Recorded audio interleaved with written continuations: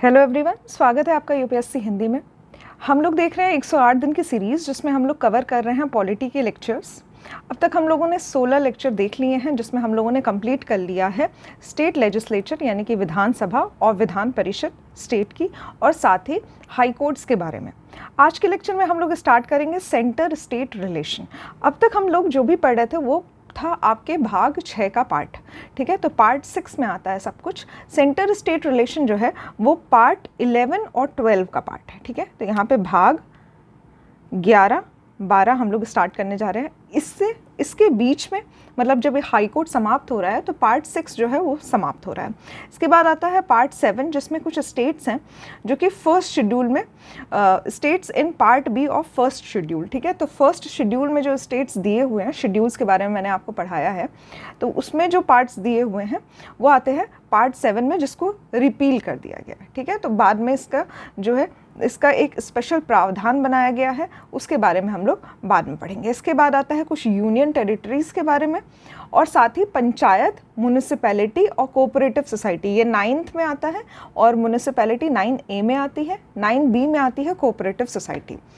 Part 10 जो है वो शेड्यूल्ड और ट्राइबल एरियाज़ के बारे में है, और हम लोग जो स्टार्ट कर रहे हैं वो है 11 और 12 जिसमें यूनियन और स्टेट के रिलेशन के बारे में बताया गया है, और साथ ही कुछ फाइनेंशियल जो फाइनेंस कमीशन है, फाइनेंशियल जो रिलेशन होते हैं सेंटर और स्टेट के बीच में, इसको अब हम लोग पढ़ेंगे डिटेल में, ठीक है। तो इसके बीच के जो पार्ट्स हैं, जो इम्पॉर्टेंट प्रावधान है, वो आप लोगों को आगे के आने वाले जो लेक्चर्स हैं उसमें पढ़ाए जाएंगे।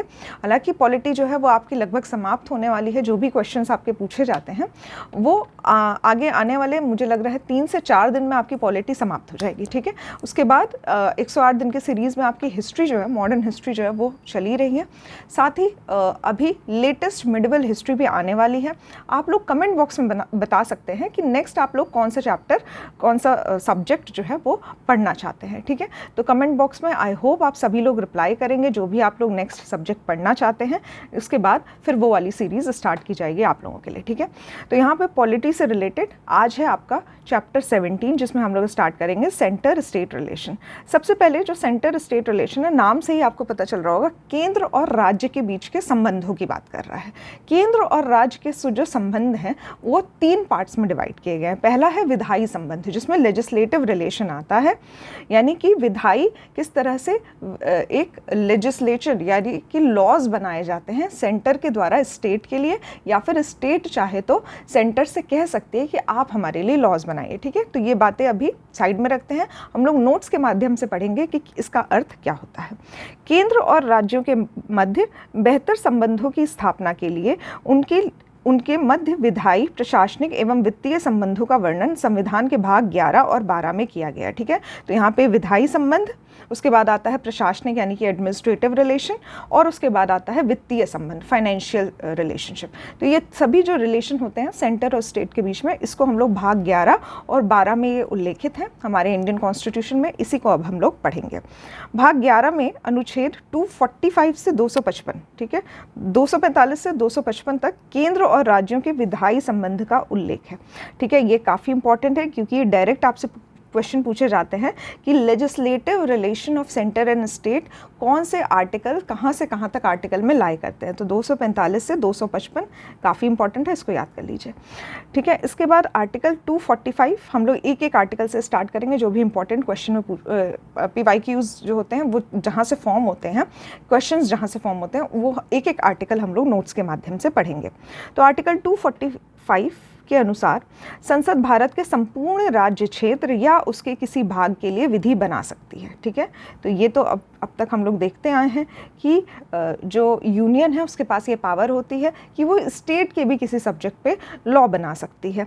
किसी राज्य के विधानमंडल संपूर्ण राज्य या उसके किसी भाग के लिए विधि बना सकता है, ठीक है। तो यहाँ पे किसी राज्य के लिए या फिर उसके किसी पार्ट के लिए विधि बनाने का जो हक है वो यूनियन को दिया गया है। इसके बाद आर्टिकल 247 आता है। इसके तहत संसद को अधिकार है कि वह संघ सूची के विषय से संबंधित विधि के संदर्भ में अधिक अच्छे प्रशासन हेतु, ठीक है, यहाँ पे गुड एडमिनिस्ट्रेशन के लिए रीज़न भी बताया गया है कि किस रीज़न से बनाया जा सकता है, या फिर अतिरिक्त न्यायालयों के स्थापना कर सकती है, ठीक है। तो इस्टेब्लिशमेंट ऑफ एडिशनल कोर्ट, तो यहाँ पे अच्छे गुड एडमिनिस्ट्रेशन के लिए और साथ ही एडिशनल कोर्ट की जो स्थापना है वो आर्टिकल 247 के द्वारा किया जाता है, यूनियन के द्वारा किया जाता है किसी स्टेट से संबंध में।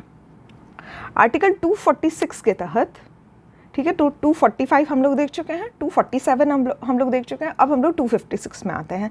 तो इसके तहत केंद्र एवं राज्यों के मध्य विधायी शक्तियों के बंटवारे के लिए 3 लिस्ट बनाई गई है, ठीक है। तो पहला है यूनियन लिस्ट, दूसरा है स्टेट लिस्ट और तीसरा है कॉन्करेंट लिस्ट, ठीक है, जिसको हम लोग संघ सूची, राज्य सूची और समवर्ती सूची कहते हैं, ठीक है। यहाँ पे जितनी भी आपको लिस्ट बताई गई है, यूनियन लिस्ट, स्टेट लिस्ट और कॉन्करेंट लिस्ट, इनमें कितने सब्जेक्ट्स हैं, ठीक है, हर लिस्ट के अपने एक सब्जेक्ट्स हैं। करेंटली कितने सब्जेक्ट्स हैं तीनों लिस्ट में, ये आपको कमेंट बॉक्स में बताना है। यहाँ पे मैंने ये जानकारी नहीं दी है क्योंकि मैं चाहती हूँ कि इसको आप लोग खुद से सर्च करें और याद कर लें, ठीक है। अगर हर चीज़ यहाँ पे आपको बताई जाएगी तो वो आपके लिए बहुत आसान हो जाएगा और आप बहुत आसानी से स्किप भी कर जाएंगे, ठीक है। तो स्किप नहीं करना है, ये क्वेश्चन डायरेक्टली पूछा जाता है, तो ये आप लोग खुद से सर्च करिए और प्लीज़ उसको कमेंट बॉक्स में लिखिए, तो ताकि जो भी लोग जो कि सिर्फ कमेंट्स पढ़ते हैं और चाहते हैं कि कमेंट्स में ही एंजॉय कर सकें, उनके लिए भी आसान हो जाएगा कि कुछ याद करने के लिए भी मिल जाएगा उन लोगों को। इसके बाद आता है संविधान के 7th शेड्यूल में ये सभी लिस्ट जो है वो वर्णित कर रखे हैं। शेड्यूल्स मैंने आपको अच्छे से पढ़ाया हुआ है, एक शॉर्ट फॉर्म भी बताई थी, तो आई होप आप लोगों के लिए बहुत आसान हो जाता है कि किस शेड्यूल में कौन सी चीज़ लिखी हुई है, ठीक है। तो 7th शेड्यूल जो है वो मैंने आपको याद करवाया था फेडरल लिस्ट से।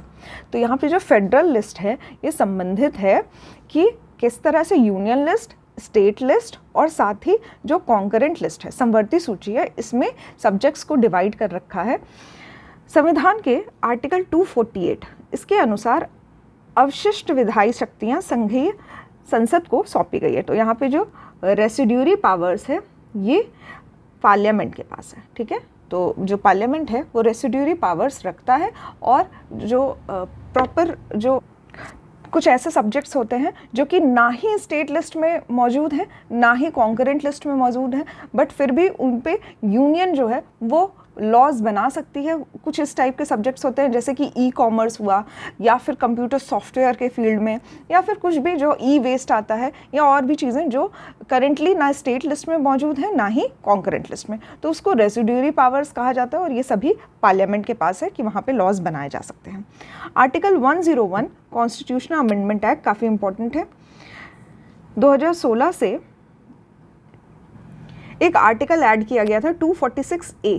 इसके तहत संसद को प्रत्येक राज्य के विधानमंडल को संघ द्वारा उस राज्य द्वारा अधिरोपित माल और सेवा कर, तो यहाँ पे जीएसटी से संबंधित है, और इसके संबंध में विधियाँ बनाने की शक्ति जो है वो सेंटर को प्राप्त है, ठीक है, यानी कि पार्लियामेंट को प्राप्त है। तो यहाँ पे आर्टिकल 101 कॉन्स्टिट्यूशनल अमेंडमेंट एक्ट 2016 और आर्टिकल 246A ये सभी जीएसटी से संबंधित है। ये भी आर्टिकल जो है वो आपसे बार बार पूछे जाते हैं क्वेश्चन, तो यहाँ पे ये भी आपको याद होना चाहिए। इसके साथ ही अगर कोई इंटरनेशनल ट्रेड हो रहा है तो उस केस में किस तरह से जीएसटी लगनी है, या फिर जीएसटी के टैक्सेस के संबंध में जो बनाए जाते हैं रूल्स, वो सभी संसद के द्वारा बनाए जाते हैं, ठीक है। तो यहाँ पे ये संसद को विधियाँ बनाने की अनन्य शक्ति सौंपी गई है। इसके बाद आता है भारतीय संविधान का अनुच्छेद 249। इसमें राज्य सूची के विषय में के संबंध में संसद की विधायी शक्तियों से संबंधित है, ठीक है। तो जिस तरह से मैंने आपको ये पहले भी बता रखा है, आर्टिकल 249 पे हम लोगों ने इससे पहले भी चर्चा की है कि अगर स्टेट चाहे तो वो पार्लियामेंट से कह सकता है कि आप हमारे लिए रूल्स एंड लॉज बना सकते हैं। यहाँ पे जो राज्य की विधानसभा है इसमें उपस्थित सभी लोग और 2/3 बहुमत से एक रेजोल्यूशन पास किया जाता है, 2/3 मेजॉरिटी से रेजोल्यूशन पास किया जाता है, और राष्ट्रीय हित में यदि ऐसी कोई आवश्यकता होती है तो संसद जो है वो राज्य सूची के विषय पर भी विधि बना सकता है, जैसे फॉर एग्जांपल जीएसटी के विषय में बना सकता है, परंतु ये वैलिड रहता है सिर्फ 1 वर्ष के लिए, ठीक है। तो यहाँ पे ये सभी जो कानून हैं ये वैलिड रहते हैं 1 वर्ष के लिए। आर्टिकल 249 संबंधित है कि यदि स्टेट चाहे तो ऐसा रेजोल्यूशन पास कर सकता है जिससे पार्लियामेंट जो है उस पर्टिकुलर स्टेट के लिए रूल्स एंड लॉज बना सकती है। आर्टिकल 250 के अनुसार राष्ट्रपति द्वारा राष्ट्रीय आपातकाल, ठीक है, तो यहाँ पे इमरजेंसी की सिचुएशन की स्थिति में संसद को राज्य सूची में वर्णित विषय पर विधि बनाने का अधिकार प्राप्त है, ठीक है। तो आर्टिकल 250 जो है वो इमरजेंसी क्लॉज से रिलेटेड है कि उस वक्त पे पार्लियामेंट ही जो है वो स्टेट लिस्ट के सभी विषयों पर लॉज बना सकती है। आर्टिकल 251 के अनुसार यदि संसद द्वारा आर्टिकल 249 और आर्टिकल 250 के अधीन बनाई गई विधियां और राज्यों के विधानमंडल द्वारा बनाई गई विधियों में असंगति पाई जाती है, ठीक है। तो अगर आर्टिकल 249 का यूज़ किया गया है और 250 का यूज़ किया गया है और उसके द्वारा पार्लियामेंट ने स्टेट के लिए कोई रूल्स बनाए हैं परंतु स्टेट के अपने कुछ अलग रूल हैं, तो उस टाइम पे जो पार्लियामेंट ने रूल बनाए हैं वही प्रिसाइड करेगा, ठीक है। तो वो जो है संसद द्वारा निर्मित विधि जो है वही प्रभावी रहती है। यहाँ पे ये आर्टिकल 251 में लिखा हुआ है।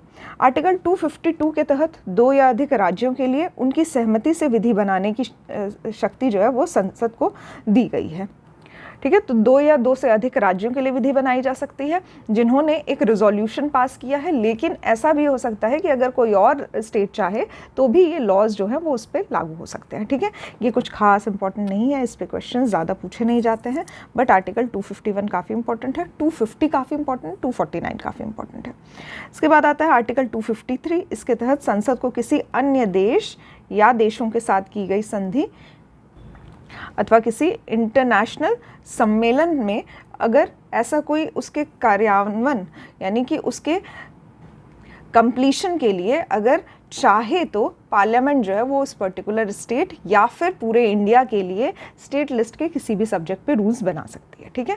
तो पार्लियामेंट जो है वो काफ़ी पावरफुल बॉडी है। पार्लियामेंट अगर चाहे तो स्टेट की जो अपनी इंडिविजुअलिटी है, ठीक है, इसको ख़त्म कर सकती है और स्टेट को अपने अधीन कर सकती है, ठीक है। ऐसे कॉन्स्टिट्यूशन के बहुत सारे ऐसे क्लॉज हैं जिसमें पार्लियामेंट को बहुत शक्तिशाली बनाया हुआ है, पर इसका मतलब ये नहीं है कि स्टेट की अपनी कोई इंडिविजुअलिटी नहीं है, स्टेट अपने रूल्स नहीं बना सकती है। स्टेट हमेशा फ्री है अपने रूल्स बनाने के लिए। कुछ ऐसे कानून जो कि संविधान के साथ ही हैं, संविधान को वायलेट नहीं कर सकते हैं, वो रूल्स बनाए जा सकते हैं। बट पार्लियामेंट के पास ऐसी बहुत सारी पावर्स हैं, जैसे कि अगर इमरजेंसी की सिचुएशन हो या फिर स्टेट खुद चाहे तो वो कह सकती है कि आप किसी हमारे स्टेट लिस्ट के सब्जेक्ट पे रूल्स बनाइए, या फिर ऐसी कोई सिचुएशन हो जिसमें इंटरनेशनल ट्रीटी हो या फिर कोई इंटरनेशनल अग्रीमेंट किया गया हो, उस टाइम पे पार्लियामेंट जो है वो स्टेट लिस्ट से संबंधित भी रूल्स बना सकती है, ठीक है। तो यहाँ पे एंड होता है हम लोगों का लेजिस्लेटिव रिलेशन, जिसमें हमने देखा कि किस तरह से विधायी शक्तियाँ जो हैं वो सेंटर और स्टेट के बीच में विभाजित की गई है, जिसमें सेंटर के पास अधिक पावर दी गई है और सेंटर जो है वो पूरे स्टेट पर भी कंट्रोल कर सकता है, चाहे तो जो स्टेट की विधान सभा है और विधान परिषद है उस पर भी कंट्रोल किया जा सकता है। कौन से आर्टिकल के किस प्रावधान में ऐसा लिखा हुआ है ये सभी हमने डिटेल में पढ़ा। नेक्स्ट अब हम लोग स्टार्ट करेंगे एडमिनिस्ट्रेटिव रिलेशन यानी कि प्रशासनिक संबंध, ठीक है। ये भी भाग 11 में आते हैं। तो भाग 11 के अनुच्छेद 256 से 263 काफ़ी इंपॉर्टेंट है, क्योंकि इससे अक्सर क्वेश्चन पूछे जाते हैं कि कहाँ से कहाँ तक जो है एडमिनिस्ट्रेटिव रिलेशन है इन सेंटर स्टेट रिलेशन, ठीक है। तो 256 से 263 के तहत केंद्र और राज्यों के मध्य प्रशासनिक संबंधों का उल्लेख किया गया है, ठीक है। तो प्रशासनिक संबंध जो है वो एग्जीक्यूटिव पावर्स से रिलेटेड है, ठीक है। तो यहाँ पे मैं आपको शॉर्ट में बताती हूँ, ये सभी एडमिनिस्ट्रेटिव रिलेशन, यहाँ पे लैंग्वेज जो है वो काफ़ी कठिन लिखी हुई है, बहुत ज़्यादा लिखी हुई है, ठीक है। तो कन्फ्यूजन होगी, इसलिए मैं आपको शॉर्ट में बताती हूँ। तो आर्टिकल 256 कहता है अगर पार्लियामेंट ने कोई लॉ बनाया, ठीक है, तो स्टेट का ये कर्तव्य होता है कि वो भी उसी जो यूनियन के जो बनाया गया है लॉ उसी से संगत अपना कोई एक लॉ बनाए, ठीक है। तो यहाँ पे मैच होने चाहिए दोनों लॉज, ऐसा नहीं होना चाहिए कि पार्लियामेंट ने जो लॉ बनाया है उसके विपरीत स्टेट का कोई लॉ हो, ठीक है। तो यही जो संगत है सेंटर स्टेट का जो कोऑपरेशन है वही आर्टिकल 256 में दिखाया गया है, ठीक है। तो यहाँ पे प्रत्येक राज्य की कार्यपालिका शक्ति का इस प्रकार प्रयोग किया जाएगा जिससे संसद द्वारा निर्मित विधियों का अनुपालन जो है वो सुनिश्चित रहे, ऐसा आर्टिकल 256 में कहा गया है। इसके बाद आर्टिकल 257 आता है। यहाँ पे आर्टिकल 256 में ऐसे प्रावधान के बारे में बात की गई है कि ऐसा स्टेट को ऐसा प्रावधान बनाना चाहिए जो कि अकम्प्लिश करे जो यूनियन ने जो भी बनाए हैं लॉज। यहाँ पे जो संघ सरकार है इसको कुछ दशाओं में राज्यों पर नियंत्रण रखने की पावर दी गई है, ठीक है। तो अगर कभी पार्लियामेंट को ऐसा लगता है या फिर यूनियन गवर्नमेंट को ऐसा लगता है कि स्टेट ने कुछ ऐसे लॉज बना दिए गए हैं जो हमारे यूनियन के लॉज को से साथ में नहीं है, इसको साथ में कोऑपरेट नहीं कर रहे हैं, तो उस लॉज को हटाया जा सकता है यूनियन के द्वारा, ऐसा आर्टिकल 257 में कहा गया है। तो यहाँ पे 256 और 257 नियरली लिंक है, ठीक है, एकदम एक जैसे ही दिखेंगे। अगर आप गूगल पे सर्च करते हैं तो भी आपको एक जैसी ही लैंग्वेज में दिखेंगे कि कार्यपालिका की ऐसी शक्ति होनी चाहिए जिसमें स्टेट जो है वो यूनियन के साथ साथ ही अपने लॉज बनाए, उसी से संबंधित अपने लॉज रखे, उसके विपरीत नहीं बना सकते हैं। और 257 में ऐसी ही कुछ बातें कही गई है, पर जो डिफरेंस है वो ये है कि 257 में यूनियन को ज़्यादा अधिकार दे रखा है और इसमें यूनियन के पास पावर है कि वो स्टेट की जो भी बनाए गए लॉज हैं जो कि उससे विपरीत हैं उनको हटा सकती है, ठीक है। तो ये आर्टिकल 257 में ऐसा कहा गया है। आर्टिकल 258 जो है वो राष्ट्रपति को ऐसी पावर देता है कि राष्ट्रपति को स्टेट को ऐसे प्रावधान बताने हैं, स्टेट को ये बताना है कि आपको इस संबंधों में लॉज बनाने हैं जो कि पार्लियामेंट यानी कि यूनियन के जो लॉज हैं उन्हीं से कोहेरेंट रहे, ठीक है, उन्हीं जैसे बने। तो यहाँ पे राज्य सरकार की किसी राज्य सरकार की सहमति हो या ना हो, या फिर शर्त के साथ या फिर बिना शर्त जो है राष्ट्रपति उन अधिकारों को ऐसे विषयों से संबंधित कृत्य जिन पर संघ की कार्यपालिका शक्तियों का विस्तार हो ऐसे सौंप सकेगा। तो यहाँ पर भी सेम बातें कही गई है। यूनियन ने जो लॉज बनाए हैं स्टेट को भी उन्हीं लॉज से ही संबंधित लॉज बनाने हैं, अब उससे विपरीत लॉज नहीं बना सकते हैं। बट यहाँ पे राष्ट्रपति ने इस बात पे प्रेशर किया है, ठीक है, राष्ट्रपति के द्वारा प्रेशर किया जा रहा है आर्टिकल 258 में।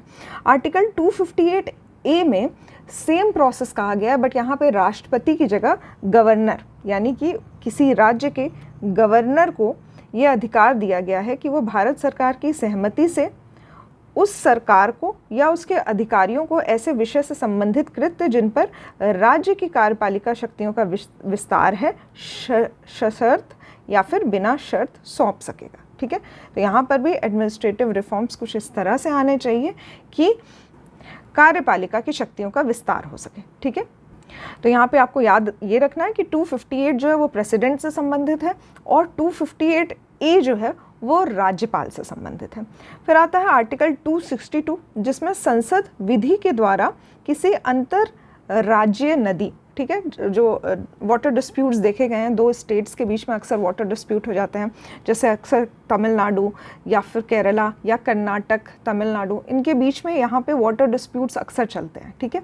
कृष्णा नदी पे डिस्प्यूट होता है या फिर कावेरी नदी पे डिस्प्यूट होता है, तुंगभद्र नदी पे डिस्प्यूट होता है, तो ये अक्सर हमने वाटर डिस्प्यूट के बारे में देखा है। तो यहाँ पे इंटर स्टेट वाटर डिस्प्यूट जो है ये प्रावधान जो है ये पार्लियामेंट के अंडर आते हैं, ठीक है। पार्लियामेंट इस पे रूल्स या लॉज बना सकते हैं। तो अगर कोई भी स्टेट्स के बीच में वाटर डिस्प्यूट होता है तो वो हाई कोर्ट या फिर सुप्रीम कोर्ट के जजमेंट के अंडर नहीं आता है, ये आता है पार्लियामेंट के जजमेंट के अंदर, ठीक है। तो यहाँ पे 262 जो है वो इससे संबंधित है। आर्टिकल 262 ये संसद से संबंधित है और इंटर स्टेट वाटर डिस्प्यूट से संबंधित है, ठीक है। कौन सा आर्टिकल? आर्टिकल 262। आर्टिकल 263 जो है वो राज्यों के बीच विवादों की जांच करेगा, ठीक है। तो यहाँ पे वाटर डिस्प्यूट के अलावा अगर कोई और विवाद होता है दो राज्यों के बीच में, जैसे कभी कभी क्या एक ही कैपिटल को लेके बवाल हो जाते हैं कि आंध्रा की भी कैपिटल जो है वो हैदराबाद है, तेलंगाना की कैपिटल जो है वो भी हैदराबाद है, तो इसके बीच में कुछ डिस्प्यूट चल रहे हैं, ठीक है। या फिर कुछ और जो मैटर्स होते हैं, कभी बॉर्डर से रिलेटेड मैटर्स होते हैं कि एक स्टेट जो है वो किसी एक डिस्ट्रिक्ट को अपने पर्टिकुलर स्टेट में कंक्लूड करता है और एक दूसरा स्टेट जो है वो उसको अपने में इंक्लूड करता है, तो उस टाइम पे भी डिस्प्यूट की स्थिति आती है। उस केस में आर्टिकल 263 के तहत इंटर स्टेट काउंसिल का फॉर्मेशन किया जाता है, ठीक है। तो अंतर राज्य परिषद का गठन किया जाता है, ये अपनी एक रिपोर्ट प्रिपेयर करती है, राष्ट्रपति के आदेश पे ये एक इंटर स्टेट काउंसिल का गठन किया जाता है, राष्ट्रपति का आदेश बहुत ज़रूरी है इसमें, और साथ ही ये जो अपनी रिपोर्ट है ये भी राष्ट्रपति को प्रेजेंट करती है, और उसके बाद जो है इस पर एक रिपोर्ट बनती है, एक कमेटी बैठती है और कमेटी की जांच होती है, ठीक है। उसके बाद जो भी कमेटी का रिकमेंडेशन होता है उसके हिसाब से जो भी दोनों स्टेट के डिस्प्यूट होते हैं उनको ख़त्म किया जाता है। ये सभी थी administrative powers inter state relations में। नेक्स्ट अब हम लोग देखेंगे वित्तीय संबंध, जिसको फाइनेंशियल रिलेशन कहते हैं, ठीक है। तो यहाँ पे सेंटर और स्टेट के बीच में वित्तीय संबंध भी होते हैं, टैक्सेस से रिलेटेड भी काफ़ी एक डिस्ट्रीब्यूशन किया जाता है यूनियन का और स्टेट का, वो अब हम लोग देखेंगे। ये भाग 12 में आते हैं, ठीक है। तो अभी तक हमने जो भी पढ़ा पार्ट 11 का था लेजिस्लेटिव रिलेशन, जिसमें हम लोगों ने देखा विधायी शक्तियाँ, और उसके बाद आता है हमारा एडमिनिस्ट्रेटिव रिलेशन। ये सभी जो हैं वो भाग 11 का पार्ट है। अब हम लोग देखेंगे भाग 12, जिसमें हम लोग वित्तीय संबंध के बारे में देखेंगे। ये आता है आर्टिकल 264 से आर्टिकल 293, ठीक है। यहाँ पे गलत डेटा दिया हुआ, इसको याद नहीं करना है। 264 से 293 जो है वो फाइनेंशियल रिलेशन आते हैं, इसको याद कर लीजिए क्योंकि ये काफ़ी इंपॉर्टेंट है, इस पे क्वेश्चन पूछे जाते हैं। फाइनेंशियल रिलेशन किस में आते हैं?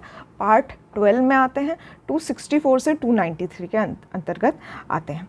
सबसे पहला जो आर्टिकल है वो है आर्टिकल 265। इसके अनुसार, ठीक है, इसके अनुसार विधि के प्राधिकार, ठीक है, यानी कि अथॉरिटी ऑफ लॉ से ही टैक्सेस को जो है वो कलेक्ट किया जा सकता है, अन्यथा नहीं किया जा सकता है, ठीक है। तो टैक्सेस जो हैं वो डायरेक्टली किसी लॉ के अंडर आते हैं। लॉ जो है स्टेट का लॉ हो या फिर यूनियन का लॉ हो, उसके तहत ही टैक्सेस को कलेक्ट किया जा सकता है, अन्यथा नहीं किया जा सकता है। ऐसा आर्टिकल 265 में कहा गया है।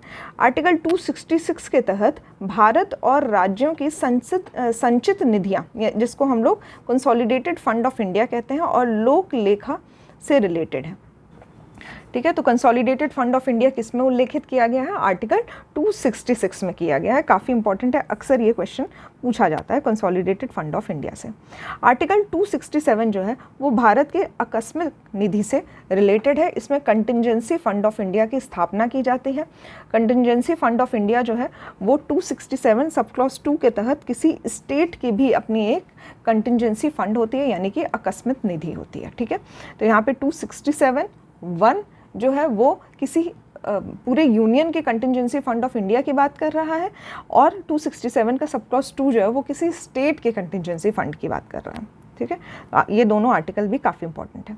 इसके बाद आता है आर्टिकल 268, ठीक है। इसमें यूनियन गवर्नमेंट जो है वो कुछ ऐसे प्रावधान बनाती है, कुछ ऐसे टैक्सेस बनाती है जैसे कि स्टैंप ड्यूटी वगैरह। तो यहाँ पे जो प्रावधान है वो बनाए गए हैं यूनियन के द्वारा, पर जो इसका कलेक्शन है वो संघ के द्वारा किया जा रहा है, ठीक है। यहाँ पे संघ के द्वारा लॉज बनाए गए हैं, पर इसका जो कलेक्शन है संग्रहित जो है वो राज्यों के द्वारा किया जा रहा है, जैसे कि स्टैंप ड्यूटी लगती है, ठीक है। ये सभी जो है ये आर्टिकल 268 में दिए गए हैं, ठीक है। तो यहाँ पे यूनियन के द्वारा प्रावधान बनाए गए हैं, स्टेट्स जो है वो कलेक्ट कर रही है। पर अगर यूनियन टेरिटरी की बात की जाए तो यूनियन टेरिटरी में यूनियन के पास ही अधिकार होता है, मतलब कि सेंटर के पास ही अधिकार होता है कि वो टैक्सेस का कलेक्शन कर सके। ऐसा आर्टिकल 268 में लिखा हुआ है। 269 डील करता है ऐसे प्रावधानों से जो कि यूनियन के द्वारा लगाए जाते हैं। टैक्सेस जो हैं वो यूनियन के द्वारा लगाए गए हैं और स्टेट को उसका कुछ परसेंट दिया जाता है, ठीक है। तो यहाँ पे यूनियन जो है वो उस पर्टिकुलर स्टेट का भी टैक्सेस कलेक्ट करेगा और उसको कुछ अपना एक पोर्शन दे देगा, जैसे कि रेलवे टैक्सेस जो लगते हैं, या फिर जो न्यूज़पेपर एडवर्टाइजमेंट, ये सब संबंधित जो टैक्सेस होते हैं, स्टॉक एक्सचेंज के जो टैक्स होते हैं, वो यदि किसी स्टेट का उसमें कोई रोल होता है तो उस स्टेट को कुछ परसेंटेज दे दिया जाता है, बट ये कलेक्ट किया जाता है यूनियन के द्वारा। ऐसा आर्टिकल 269 में दिया हुआ है, ठीक है। तो आर्टिकल 269 इससे संबंधित है।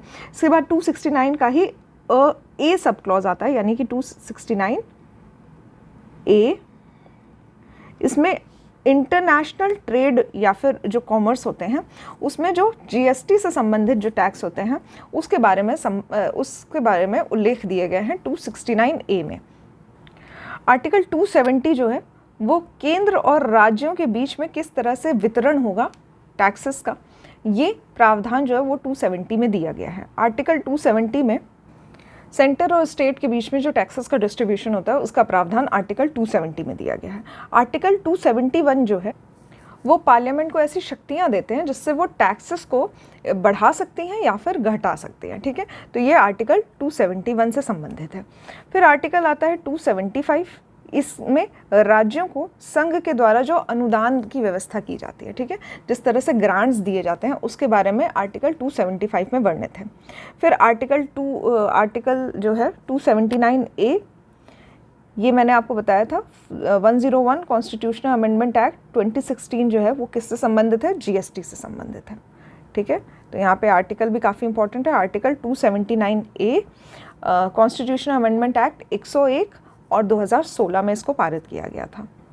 आर्टिकल 280 जो है वो फाइनेंस कमीशन से संबंधित है। तो आर्टिकल 280 इसके बारे में अभी हम लोग डिटेल में पढ़ेंगे। फाइनेंस कमीशन ऑफ इंडिया से संबंधित है।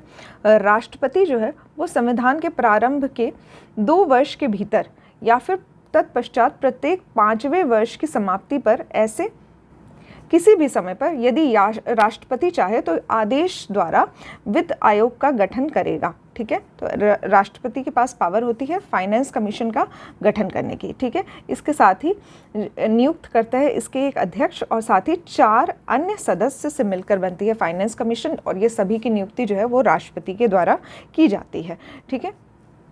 तो हर 5 वर्षों के बाद, हर 5 साल बाद एक वित्त आयोग का गठन किया जाता है राष्ट्रपति के द्वारा, ठीक है। तो यहाँ पे याद रखना है आपको, आर्टिकल 280 किससे संबंधित है, फाइनेंस कमीशन से संबंधित है। नियुक्ति कौन करता है, राष्ट्रपति करता है। कितने वर्षों के लिए की जाती है, 5 वर्षों के लिए नियुक्ति की जाती है। कितने मेंबर्स होते हैं, तो एक अध्यक्ष होता है और 4 अन्य सदस्य होते हैं, ठीक है। आर्टिकल 281 के तहत फाइनेंस कमीशन की जो भी रिपोर्ट होती है उसको राष्ट्रपति जो है वो दोनों सदनों के सामने जो प्रत्यक्ष जो है वो समक्ष रखता है, ठीक है। तो ये जो ज्ञापन सहित, स्पष्टीकरण ज्ञापन सहित संसद के प्रत्येक सदनों के समक्ष रखा जाता है राष्ट्रपति के द्वारा वित्त आयोग के द्वारा जो भी अनुशंसा की गई है, ठीक है, जो भी सिफारिश की गई है। उसके बाद आता है जो केंद्र राज्य संबंधों पर विचार करने के लिए RS सरकारिया की अध्यक्षता में जून 1983 में एक आयोग का गठन किया गया था, ठीक है। तो 1983 में सेंटर स्टेट रिलेशन के लिए एक कमीशन का गठन किया गया था जिसको RS सरकारिया कमीशन कहते हैं, ठीक है। ये भी काफ़ी इंपॉर्टेंट है। Match the following type questions में अक्सर ये पूछे जाते हैं। इसके बाद आता है B शिवरामन और SR सेन, इनकी भी दोनों कमिटी हैं। ये भी दोनों कमिटी जो है, सॉरी यहाँ पे इनकी सेपरेट कोई कमेटी नहीं है, ये RS सरकारिया जो कमेटी है इसी से संबंधित है, B शिवरामन और SR सेन, ठीक है। ये अन्य 2 सदस्य हुआ करते थे SR सरकारिया कमेटी के। इस कमेटी का फॉर्मेशन जो है वो 1983 में हुआ था और इसने जो अपनी रिपोर्ट प्रेजेंट की थी वो 1988 में की थी। तो यहाँ पे याद रखना है 1983, ये काफ़ी इंपॉर्टेंट है। उसके बाद 88 में रिपोर्ट प्रेजेंट करता है। अगर इस पे क्वेश्चन आता है तो ठीक है, नहीं तो कब ये फॉर्मेशन हुआ था इस कमेटी का, दैट इज़ वेरी इंपॉर्टेंट। इसके बाद कुछ और भी कमेटी का फॉर्मेशन हुआ, जैसे 1983 से पहले 1963 में ऑलरेडी फॉर्मेशन हो चुका था। केंद्र राज्य संबंधों से संबंधित जो एक आयोग है उसका फॉर्मेशन हो चुका था 1969 में, राज मन्नार समिति, ठीक है। नेक्स्ट आता है 2007 में पुंछी आयोग, जिसको 2007 में इसका फॉर्मेशन किया गया था, ठीक है। तो यहाँ पे ये match the following type question पूछे जा सकते हैं या फिर ऑब्जेक्टिव टाइप क्वेश्चन पूछे जा सकते हैं कि कौन सा आयोग जो है वो सेंटर स्टेट रिलेशन से संबंधित है। तो वहाँ पे आप लोग देख सकते हैं 3 आयोग के बारे में मैंने आपको बताया है। पहला है RS सरकारिया, ठीक है। तो यहाँ पे RS सरकारिया, जिसको सिर्फ सरकारिया कमेटी भी आप लोग याद कर सकते हैं। तो यहाँ पे सरकारिया कमेटी, राज मन्नार समिति और साथ ही पुंछी आयोग। नेक्स्ट हम लोग स्टार्ट करेंगे, डिटेल में देखेंगे हम लोग वित्त आयोग यानी कि फाइनेंस कमीशन के बारे में। आर्टिकल 280 में उल्लेख किया गया है फाइनेंस कमीशन का। राष्ट्रपति के द्वारा प्रत्येक 5 वर्ष के अंतराल पे या फिर अगर कोई ऐसी स्थिति होती है जिसमें उससे पहले भी 5 वर्ष से पहले भी अगर कोई ऐसी स्थिति आती है जब फाइनेंस कमीशन का गठन करना हो तो उस समय भी राष्ट्रपति जो है वो इसका गठन कर सकता है वित्त आयोग का, ठीक है। एक अध्यक्ष होते हैं, 4 अदर मेंबर्स होते हैं, इसके बारे में अभी हम लोगों ने पढ़ लिया है। इसका जो प्रमुख कार्य जो होता है वो करों के वितरण से संबंधित है, ठीक है। तो डिस्ट्रीब्यूशन ऑफ टैक्सेस, संघ और राज्यों के बीच में किस तरह से डिस्ट्रीब्यूशन ऑफ टैक्सेस होता है, ये फाइनेंस कमेटी जो है वो डिसाइड करती है। और साथ ही जो भी अपनी रिपोर्ट होती है या फिर रिकमेंडेशन होती है वो राष्ट्रपति को प्रस्तुत करती है। इसके साथ ही राज्यों को जो एक राजस्व के रूप में जो अनुदान दिए जाते हैं, ग्रांट्स दिए जाते हैं, वो कंसोलिडेटेड फंड ऑफ इंडिया से दिए जाते हैं। तो ये सभी जो डिस्ट्रीब्यूशन होता है, ग्रांट्स का डिस्ट्रीब्यूशन जो होता है स्टेट्स को, ये भी वित्त आयोग के रिकमेंडेशन पे ही किया जाता है। इसके साथ ही स्टेट के द्वारा किसी राज्य के नगर पालिका या फिर पंचायतों को भी ग्रांट्स प्रदान किए जाते हैं, वो भी आर्टिकल 280 के तहत फाइनेंस कमीशन के रिकमेंडेशन पे ही दिए जाते हैं। तो आर्टिकल 280 के सब क्लॉज 1 के तहत वित्त आयोग जो है वो राष्ट्रपति द्वारा नियुक्त किए जाते हैं। इसका एक अध्यक्ष होता है, 4 अन्य सदस्य होते हैं। इन सभी को मिला के जो फाइनेंस कमेटी है उसका फॉर्मेशन किया जाता है। वित्त आयोग का जो प्रथम वित्त आयोग है, इसका गठन केसी नियोगी की अध्यक्षता में 22 नवंबर 1951 को किया गया था, ठीक है। तो यहाँ पे ईयर काफ़ी इंपॉर्टेंट है। 1951 में फर्स्ट फाइनेंस कमेटी कमीशन का फॉर्मेशन किया गया था। इसके जो अध्यक्ष थे वो थे केसी नियोगी, तो ये नाम भी काफ़ी इंपॉर्टेंट है, ठीक है। इसके बाद हम लोग पढ़ेंगे 14th फाइनेंस कमेटी, जिसके अध्यक्ष थे श्री YV रेड्डी, ठीक है। इसकी जो सिफारिशें थी वो 2020 तक वैलिड थी, 14th फाइनेंस कमीशन। इसके बाद आता है जो 14th फाइनेंस कमीशन है, इसने केंद्र के विभाज्य कर टैक्सेस का जो विभाजन था वो राज्यों के बीच में जो होता था, इसमें राज्यों की हिस्सेदारी जो थी वो पहले 32% हुआ करती थी, इसको बढ़ाकर इन्होंने 42% कर दिया था, ठीक है। तो केंद्र जो भी टैक्स लेता है उसमें जो राज्यों का शेयर था उसको 32 से बढ़ाकर 42% कर दिया गया था 14th फाइनेंस कमीशन के द्वारा, जिसके अध्यक्ष थे श्री YV रेड्डी। इसके बाद आता है 15th फाइनेंस कमीशन, जिसके अध्यक्ष हैं NK सिंह। इनका जो कार्य अवधि था वो 2020 से 2021 था, ठीक है। तो यहाँ पे इनके जो आयोग है उसकी समाप्ति होती है। NK सिंह जो करंट जो फाइनेंस कमीशन है वो 16th फाइनेंस कमीशन है, और इसके जो अध्यक्ष हैं वो हैं अरविंद पनगड़िया, ठीक है। तो ये नाम भी काफ़ी इंपॉर्टेंट है, ये भी आप लोग याद कर सकते हैं, ठीक है। 16th फाइनेंस कमीशन जो है वो करेंटली वर्क कर रहा है। यहाँ पे नेक्स्ट अब हम लोग देखेंगे इसके बारे में कुछ और बातें लिखी हुई है। यहाँ पे जम्मू एंड कश्मीर से रिलेटेड कुछ प्रावधान दिए गए हैं, लद्दाख से संबंधित कुछ प्रावधान दिए गए हैं। यहाँ पे जो 14th फाइनेंस कमेटी के द्वारा जो अनुशंसा की गई थी कि 42% टैक्सेस का जो 42% है वो स्टेट को दिया जाना है, उसको बदल के इन्होंने 41% कर दिया गया था, ठीक है। तो ये 41% कर दिया गया था। इसके साथ ही ये कुछ और बातें लिखी गई है जो कि कुछ खास इंपॉर्टेंट नहीं है। इसके बाद आता है इम्पॉर्टेंट, राज्य वित्त आयोग जो है वो एक संवैधानिक संस्था है, कॉन्स्टिट्यूशनल बॉडी है, ठीक है। तो ये भी काफ़ी इंपॉर्टेंट है, इट्स अ कॉन्स्टिट्यूशनल बॉडी। संविधान में इसका वर्णन हो रखा है। कौन से आर्टिकल में हुआ है? आर्टिकल 280 में, ठीक है, आर्टिकल 280 में। तो ये एक कॉन्स्टिट्यूशनल बॉडी है क्योंकि कॉन्स्टिट्यूशन में इसका वर्णन किया गया है। यही कुछ क्वेश्चंस हैं जो कि फाइनेंस कमीशन से पूछे जाते हैं।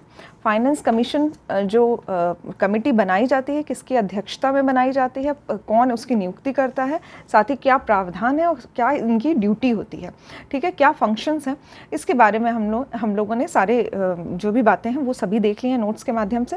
क्वेश्चंस जो हैं वो आप लोग कर सकते हैं, प्रीवियस ईयर क्वेश्चंस सॉल्व कर सकते हैं, साथ ही घटना चक्र के क्वेश्चन कर सकते हैं। नेक्स्ट अब हम लोग देखेंगे योजना आयोग, प्लानिंग कमीशन जिसको कहा जाता था, और करंटली जो है इसको कन्वर्ट कर दिया गया नीति आयोग में, ठीक है। तो योजना आयोग और नीति आयोग के बारे में अब हम लोग देखेंगे। तो यहाँ पे सबसे पहले हमें समझना पड़ेगा कि योजना आयोग जो है वो ना ही कॉन्स्टिट्यूशनल बॉडी है ना ही स्टैट्यूटरी बॉडी है, ठीक है। तो यहाँ पे पहले हम लोग समझते हैं कॉन्स्टिट्यूशनल बॉडी और स्टैट्यूटरी बॉडी में फ़र्क क्या होता है। तो कॉन्स्टिट्यूशनल बॉडी वो सभी बॉडीज़, वो सभी चीज़ें जो कॉन्स्टिट्यूशन में वर्णित है, जैसे 280। तो फाइनेंस कमीशन जो है वो वर्णित है कॉन्स्टिट्यूशन में, इसलिए वो एक कॉन्स्टिट्यूशनल बॉडी है। स्टैट्यूटरी बॉडी कुछ इस तरह की बॉडीज़ होती हैं जिसको एक्ट के माध्यम से पास किया जाता है, ठीक है। कॉन्स्टिट्यूशन में किसी प्रकार का कोई संशोधन नहीं किया जाता है, किसी एक्ट के द्वारा पास किया जाता है, जैसे कि CBC होता है, या फिर कोई महिला आयोग बनता है, या फिर माइनॉरिटीज़ के लिए जैसे, ठीक है, CBSE या फिर AICT, ठीक है। तो इसके लिए क्या हुआ कि कोई एक्ट पास किया गया पार्लियामेंट के द्वारा, लेकिन संविधान में संशोधन नहीं किया गया, संविधान में इसको जोड़ा नहीं गया, तो इसको एक स्टैट्यूटरी बॉडी कहा जाता है, ठीक है। बट योजना आयोग जो है वो ना ही कॉन्स्टिट्यूशनल बॉडी है और ना ही स्टैट्यूटरी बॉडी है, ये एक एग्जीक्यूटिव बॉडी है, जिसको हम लोग थिंक टैंक की तरह लेते हैं कि ये योजना बनाती है, पूरे भारत के लिए योजना बनाती है, ठीक है। इसका संविधान में कोई उल्लेख नहीं किया गया है, इसे एक एडवाइजरी बॉडी की तरह लिया जाता है। योजना आयोग का गठन जो है वो केंद्रीय मंत्रिमंडल के एक संकल्प द्वारा एक रिजोल्यूशन पास किया गया था, उसके द्वारा 15 मार्च 1950 को इसका गठन किया गया था। प्रधानमंत्री जो थे वो इसके पदेन अध्यक्ष होते हैं, मतलब हुआ करते थे। योजना आयोग की बात हो रही है, इसको ख़त्म कर दिया गया है, तो अभी यहाँ पे पास्ट टेंस की बात करूँगी मैं। योजना आयोग के जो प्रथम उपाध्यक्ष थे वो थे गुलजारी लाल नंदा, ठीक है। तो ये नाम काफ़ी इंपॉर्टेंट हो जाता है। इसका मुख्य कार्य जो होता है वो भारत की पंचवर्षीय योजना का निर्माण करना था, ठीक है। तो जो 5 ईयर प्लान्स आते थे, जिसके बारे में अब हम लोग इकोनॉमिक्स में पढ़ेंगे, तो उसके लिए जो भी 5 ईयर प्लान्स आते थे उसका निर्माण जो है वो योजना आयोग के द्वारा किया जाता था। 1 जनवरी 2015 को योजना आयोग को समाप्त कर दिया गया था और इसको कन्वर्ट कर दिया गया था नीति आयोग में, ठीक है। तो यहाँ पे नीति NITI इसका फुल फॉर्म है national institute for transforming India, ठीक है। प्रधानमंत्री जो होते हैं वो नीति आयोग के पदेन अध्यक्ष होते हैं। वर्तमान में जो नीति आयोग के उपाध्यक्ष हैं वो हैं सुमन बेरी, ठीक है। तो यहाँ पे ये नाम भी काफ़ी इम्पोर्टेंट है, सुमन बेरी, ठीक है। इससे पहले इस पद पर राजीव कुमार हुआ करते थे, ठीक है। तो यहाँ पे नोट्स जो है वो पुराने हैं, तो इसलिए यहाँ पे नाम जो थोड़े डिफरेंट लिखे हुए हैं। यहाँ पहले राजीव कुमार हुआ करते थे, अभी जो है वो सुमन बेरी हैं। नीति आयोग के जो उपाध्यक्ष होते हैं इनका दर्जा जो होता है वो भारत के कैबिनेट मंत्री के समान होता है, ठीक है। तो ये जब ऑर्डर ऑफ प्रेसिडेंस मैंने आपको पढ़ाया था तो उसमें मैंने आपको बताया था कि कैबिनेट मंत्री का जो ऑर्डर होता है वो क्या होता है, और उसी ऑर्डर के बराबर नीति आयोग के जो उपाध्यक्ष होते हैं इनको भी लिया जाता है। नीति आयोग सरकारी संघवाद के सिद्धांत पर आधारित है। इसके बाद जो पंचवर्षीय योजनाओं के निर्माण में राज्यों की भागीदारी सुनिश्चित करने के लिए नेशनल डेवलपमेंट काउंसिल, राष्ट्रीय विकास परिषद, इसका गठन 1952 में किया गया था, ठीक है। तो नेशनल डेवलपमेंट काउंसिल का गठन 1952 में किया गया था। कभी प्रीवियस ईयर क्वेश्चन में ऐसा पूछा गया है, इसलिए यहाँ पे ये ऐड किया गया है, ठीक है। पंचवर्षीय योजना समाप्त हो चुकी है, इनसे रिलेटेड जो है क्वेश्चंस अभी भी आते हैं, तो इसको समाप्त होने के बाद भी ये काफ़ी इंपॉर्टेंट है, ठीक है। इकोनॉमिक्स में इससे रिलेटेड क्वेश्चंस आते हैं, किस तरह के क्वेश्चंस आते हैं ये हम लोग इकोनॉमिक्स के सेक्शन में देखेंगे। पॉलिटी में इसका कोई भी रोल नहीं है। पॉलिटी में बस आपको नीति आयोग जानना है, नीति आयोग के अध्यक्ष कौन होते हैं, प्रधानमंत्री होते हैं, उपाध्यक्ष कौन होते हैं, कौन है करेंटली, ये आपको जानना है। और साथ ही में क्या ये कॉन्स्टिट्यूशनल बॉडी है या फिर ये स्टैट्यूटरी बॉडी है, इसके बारे में हमने देख लिया है, ठीक है। तो यहाँ पे एंड होता है हम लोगों का नीति आयोग से संबंधित प्रावधान। नेक्स्ट हम लोग देखेंगे लोकपाल और कुछ और महत्वपूर्ण आयोग। तो यहाँ पे लोकपाल के बारे में हम लोग देखेंगे। लोकपाल,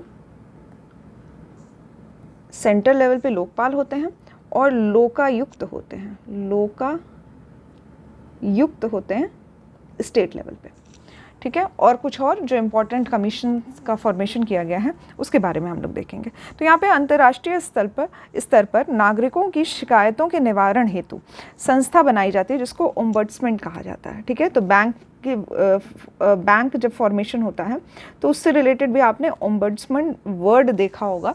तो बैंक की अगर आपको शिकायत करनी होती है तो उसका एक पोर्टल होता है जहाँ पे आप शिकायत करते हैं, उसको ओम्बड्समैन कहते हैं। इसके साथ ही और भी रेलवे से संबंधित कुछ शिकायतें होती हैं, उसके लिए भी इस तरह का पोर्टल होता है। तो इसी तरह से यदि नागरिकों को किसी भी प्रकार का कोई शिकायत है सरकार के प्रति, तो उसके लिए एक ओम्बड्समैन जो होता है, ऐसी संस्था बनाए जाने का प्रावधान अंतर्राष्ट्रीय स्तर पे होता है। यह एक तरह का स्वतंत्र एजेंसी के रूप में होती है और फर्स्ट टाइम जो इसकी स्थापना थी वो स्वीडन में की गई थी 1809 में। ठीक है, तो ये जो लोकपाल का कंसेप्ट है वो देखा जाए तो स्वीडन से आया है। भारतीय लोकतांत्रिक व्यवस्था के अंतर्गत जन शिकायतों के निवारण के लिए ओम्बड्समैन के समकक्ष लोकपाल और लोकायुक्त अधिनियम 2013 में पास किया गया था। बाद में इसको राष्ट्रपति स्वीकृति देता है 2014 में। इसके तहत केंद्रीय स्तर पर लोकपाल और राज्यों के स्तर पर लोकायुक्त की नियुक्ति का प्रावधान किया गया है। ये संस्थाएं गैर संवैधानिक दर्जे वाली वैधानिक निकाय हैं। ठीक है, तो यहाँ पे डिफरेंस देख सकते हैं आप लोग। ये एक नॉन कॉन्स्टिट्यूशनल बॉडी है, कॉन्स्टिट्यूशन में कोई संविधान का संशोधन नहीं किया गया है, पर पार्लियामेंट के द्वारा एक्ट पास किया गया है, इसलिए इसको स्टैट्यूटरी बॉडी कहा जा रहा है। ठीक है, तो ये भी एग्जाम्पल हो जाता है स्टैट्यूटरी बॉडी का। किस एक्ट के द्वारा पास किया गया है? तो लोकपाल और लोकायुक्त अधिनियम 2013। इस अधिनियम के तहत केंद्र स्तर पर लोकपाल संस्था के अंतर्गत एक अध्यक्ष होगा और इसके 8 मेंबर्स होंगे। ठीक है, तो यहाँ पे 1 चेयरमैन होगा और 8 मेंबर्स होंगे। साथ ही जो लोकपाल संस्था है इसका गठन मार्च 2019 में किया गया था तथा सर्वोच्च न्यायालय के सेवानिवृत्त न्यायाधीश पिनाकी चंद्र घोष, ये नाम काफ़ी इंपॉर्टेंट है, इसके प्रथम अध्यक्ष नियुक्त किए गए थे। 5 जनवरी 1966 को मोरारजी देसाई की अध्यक्षता में गठित प्रथम प्रशासनिक सुधार आयोग फर्स्ट एडमिनिस्ट्रेटिव रिफॉर्म कमीशन जो था, उसने भी एक सुझाव दिया था कि लोकपाल और लोकायुक्त की स्थापना होनी चाहिए इंडिया में। ठीक है, तो यहाँ पे कुछ पास्ट की बातें लिखी गई है। तो फर्स्ट टाइम मोरारजी देसाई के अध्यक्षता में ऐसा कोई सुझाव दिया गया था लोकपाल और लोकायुक्त की स्थापना से रिलेटेड। इसके बाद 1967 में के हनुमतैया को पहले प्रशासनिक सुधार आयोग का अध्यक्ष बनाया गया था। ठीक है, तो एडमिनिस्ट्रेटिव रिफॉर्म कमीशन लाया गया था और इसका जो फर्स्ट अध्यक्ष थे वो बनाए गए थे। इसके बाद भारतीय संसद में लोकपाल विधेयक सर्वप्रथम वर्ष 1968 में चौथी लोकसभा में प्रस्तुत किया गया था। तो इससे रिलेटेड जो है पास्ट में भी हम लोग देख सकते हैं कि इंडिपेंडेंस के बाद ऐसी ज़रूरतें पड़ने लगी थी जिसमें शिकायतों के लिए एक पोर्टल की ज़रूरत थी। ठीक है, पोर्टल इन अ सेंस कि एक बॉडी की ज़रूरत थी जो सरकार से रिलेटेड, जो आम जनता की जो भी शिकायतें हैं उससे रिलेटेड वर्क कर सके। ठीक है, तो यहाँ पे करप्शन को चेक करेगा, सरकार से रिलेटेड जो भी उसकी रिपोर्ट्स हैं या फिर जो भी उससे संबंधित जो भी कार्य हो रहे हैं उसको चेक करने के लिए एक बॉडी की आवश्यकता पड़ती है। तो वो जो आवश्यकता है वो हम लोग देख सकते हैं कि 1966 से 67 और 68 में फर्स्ट टाइम इसको लोकसभा में प्रस्तुत किया गया था। भारत में महाराष्ट्र जो है वह ऐसा पहला राज्य था जहां लोकायुक्त कार्यालय की स्थापना की गई थी। ठीक है, तो इस सेंट्रल लेवल पे लोकपाल की स्थापना की जानी थी और स्टेट लेवल पे लोकायुक्त की स्थापना की जानी थी। तो जो फर्स्ट स्टेट था जिसने लोकायुक्त की कार्यालय की स्थापना की थी वो था महाराष्ट्र और 1971 में इसकी स्थापना की गई थी। इसके बाद उड़ीसा जो है वो पहला राज्य बनता है जिसने लोकायुक्त से संबंधित विधेयक जो था वो पारित किया था। तो स्टेट लेजिस्लेचर के द्वारा उड़ीसा में एक विधेयक पारित किया गया था जिसमें लोकायुक्त से रिलेटेड संबंधित जो था विधेयक था। ठीक है, फिर इसको लागू किया जाता है 1983 में। तो यहाँ पे इस दोनों ही स्टेट का नाम काफ़ी इंपॉर्टेंट है, ये दोनों स्टेट्स आप लोग याद कर सकते हैं। अगर यूपी की बात की जाए तो यूपी में लोक आयुक्त अधिनियम 1975 के तहत लोकायुक्त अपना जो भी रिपोर्ट होता है, प्रतिवेदन जो होता है वो राज्यपाल को सौंपता है जो विधानमंडल के दोनों सदनों में प्रस्तुत करवाता है। ठीक है, तो यहाँ पे यूपी लोक आयुक्त अधिनियम भी बनाया गया है। 1975 में इसको पारित किया गया था और इसके रिपोर्ट से संबंधित है कि गवर्नर को रिपोर्ट देगा, उसके बाद दोनों सदनों में इसको रिपोर्ट को प्रस्तुत करवाया जाएगा।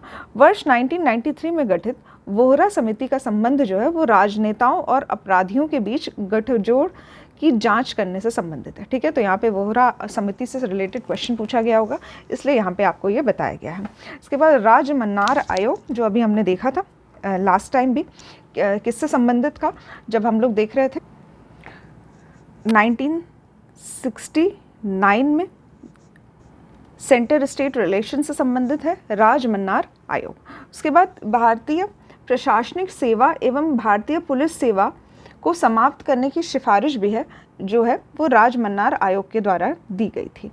1993 में आर्टिकल 1, 2, 3 के तहत अपने अधिकारों का प्रयोग करते हुए तत्कालीन राष्ट्रपति ने मानवाधिकार संरक्षण अध्यादेश जारी किया था। ठीक है, तो यहाँ पे एक ऑर्डिनेंस जारी किया जाता है protection of human right act से रिलेटेड, और इसके बाद ह्यूमन राइट्स कमेटी का फॉर्मेशन किया जाता है 1993 में।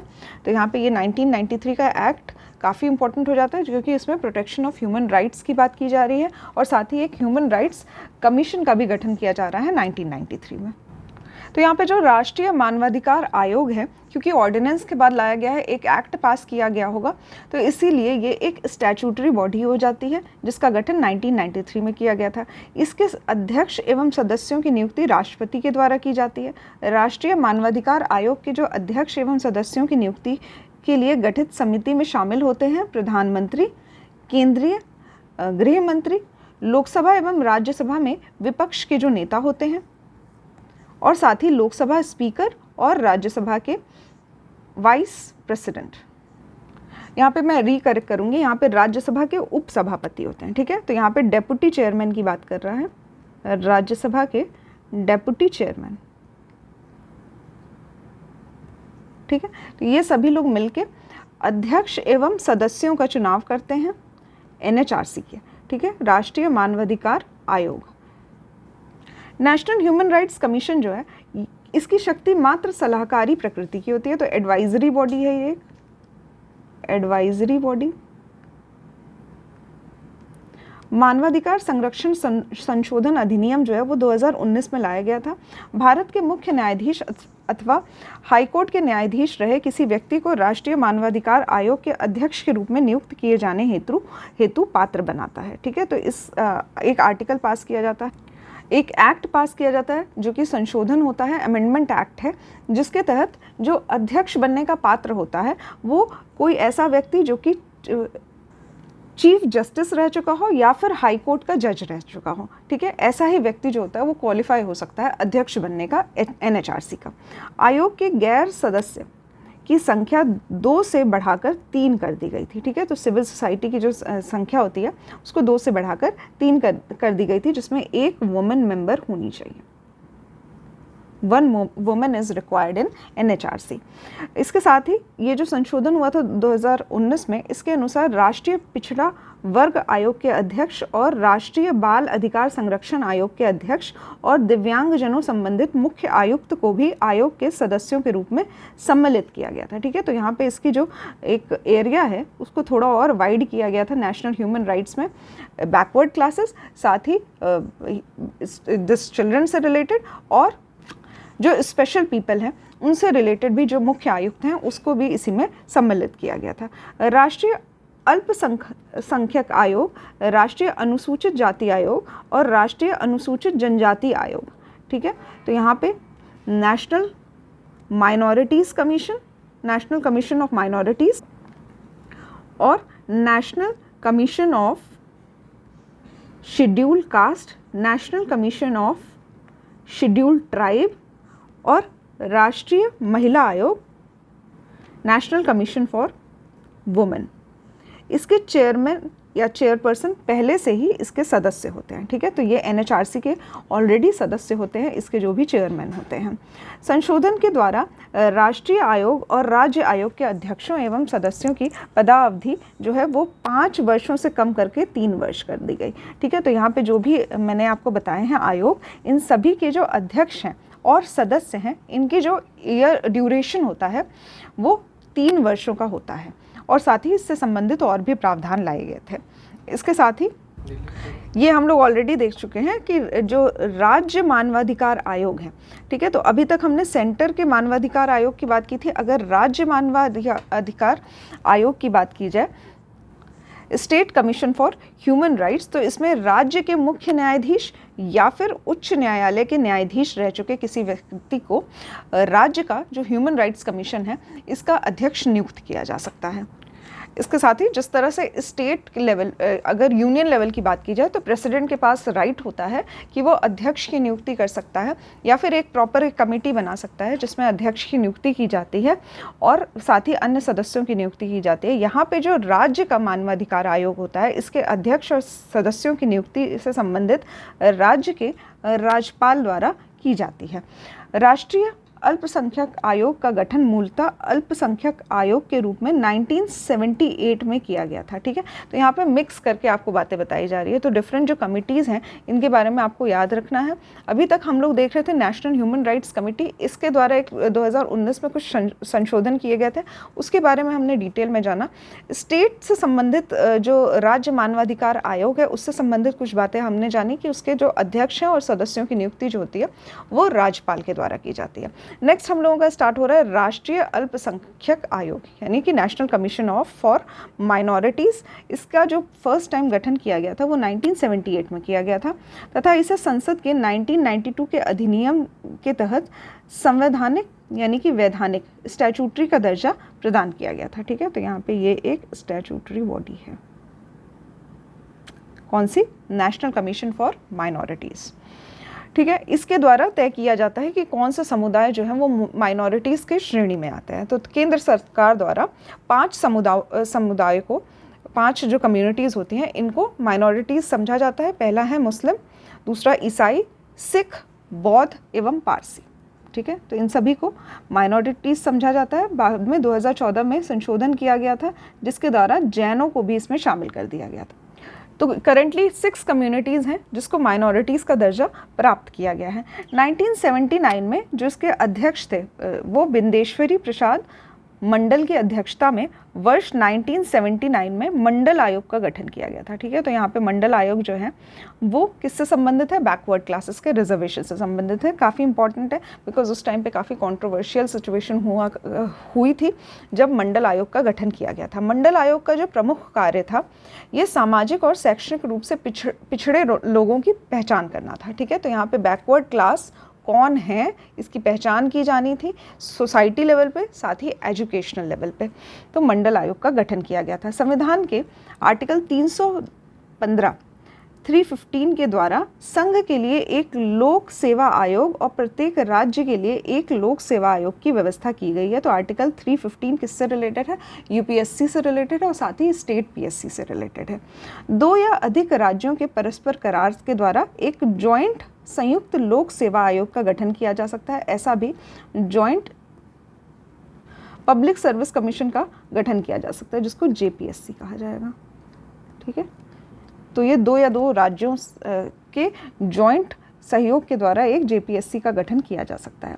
आर्टिकल 316 के तहत संघ लोक सेवा आयोग और संयुक्त लोक सेवा आयोग के जो अध्यक्ष हैं और सदस्य हैं इनकी नियुक्ति राष्ट्रपति के द्वारा की जाती है, जबकि राज्य लोक सेवा आयोग के जो अध्यक्ष हैं और सदस्यों की नियुक्ति है वो राज्यपाल के द्वारा की जाती है। ठीक है, तो यहाँ ये भी काफ़ी इंपॉर्टेंट हो जाता है। इसके बाद आता है आर्टिकल 323, इसके अनुसार संघ लोक सेवा आयोग द्वारा वार्षिक प्रतिवेदन राष्ट्रपति को, जबकि राज्य लोक सेवा आयोग द्वारा अपना वार्षिक रिपोर्ट जो है वो राज्यपाल को सौंपा जाता है। आर्टिकल 332 के अनुसार संघ लोक सेवा आयोग के व्यय भारत के संचित निधि यानी कंसोलिडेटेड फंड ऑफ इंडिया से जाती है।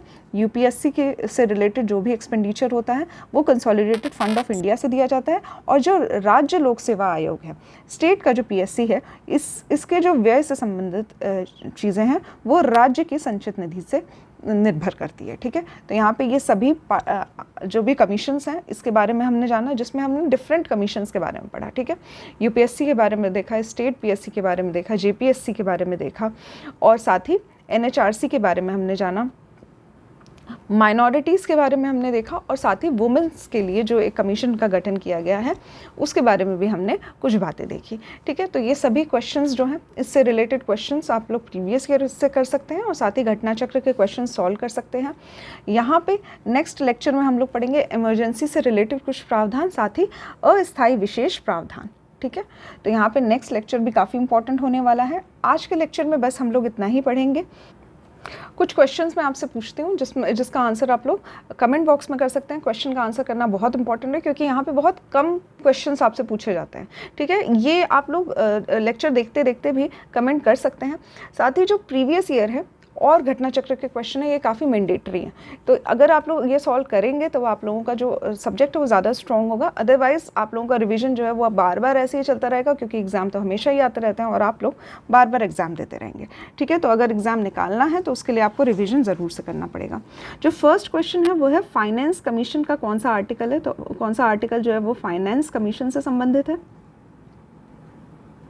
सेकेंड है लोकपाल और लोकायुक्त से रिलेटेड कौन सा आर्टिकल पास किया गया था, और पहले लोकपाल किसको बनाया गया था। ठीक है, तो यहाँ पे ये भी क्वेश्चन आप लोगों को कमेंट बॉक्स में बताना है।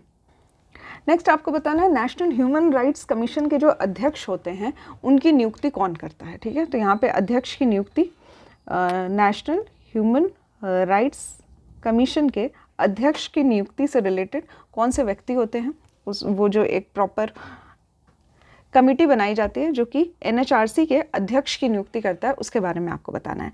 नेक्स्ट लेक्चर में हम लोग स्टार्ट करेंगे इमरजेंसी से रिलेटेड कुछ प्रावधानों के बारे में पढ़ेंगे। आज के लेक्चर में मैंने आपको जितनी भी चीज़ें पढ़ाई है, एक साथ मैंने आपको काफ़ी सारी चीज़ें पढ़ाई है। यहाँ पे हमने देखा था सेंटर स्टेट रिलेशन, साथ ही में इसके बाद हमने देखा कुछ इम्पॉर्टेंट कमिटीज़, फाइनेंस कमेटी देखी हमने, और साथ में और भी कमिटीज़ के बारे में पढ़ा है। तो अगर आप लोग रिवाइज़ करते हैं तभी आप लोगों के दिमाग में ये सारी चीज़ें स्टे रहेगी। ठीक है, आज के लेक्चर में बस इतना ही। Thank you for watching the lecture. Lecture से रिलेटेड जो भी आप लोगों के सुझाव होंगे वो आप लोग कमेंट बॉक्स में लिख सकते हैं। पॉलिटी का लेक्चर जो है वो आने वाले 2-3 दिनों में ख़त्म हो जाएगा, तो जो भी आप लोग नेक्स्ट सब्जेक्ट पढ़ना चाहते हैं वो भी आप लोग कमेंट बॉक्स में लिख सकते हैं, क्योंकि ये 108 दिन की सीरीज़ है और 1 बाय 1 आप लोगों को लेक्चर्स पढ़ाए जा रहे हैं। करेंटली जो है वो आपकी मॉडर्न हिस्ट्री चल ही रही है, साथ में पॉलिटी भी आने वाले टाइम में ख़त्म होने वाली है। तो जो भी आप लोग सब्जेक्ट देखना चाहते हैं 108 दिन के रिविजन सीरीज़ में, वो आप लोग कमेंट बॉक्स में ज़रूर से लिखिएगा और आपके सुझाव के अनुसार ही नेक्स्ट सब्जेक्ट जो है वो लाया जाएगा। Thank you. आज के लेक्चर में बस इतना ही। Thank you.